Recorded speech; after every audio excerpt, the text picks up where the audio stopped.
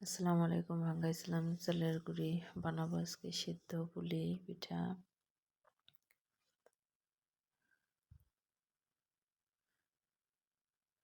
গরম পানির ভাপেতে সিদ্ধ পুলি বানাবো। এই যে পানি গরমের জন্য বসিয়ে দিলাম, ওটা সিদ্ধ করে সুন্দর করে মথে নিয়ে। সিদ্ধ পুলি আমার কাছে ভালো লাগে।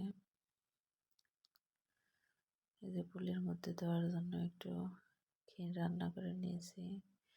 বেশি বানাবো না, প্রথম বানাচ্ছি, দেখি কেমন হয়।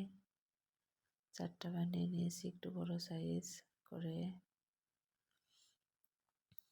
ভাপে বসিয়ে দিলাম, পানির ভাপে এটা রান্না হবে।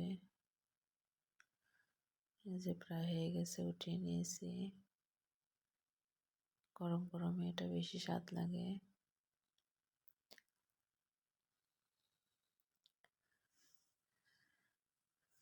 অনেক স্বাদ হয়েছিল।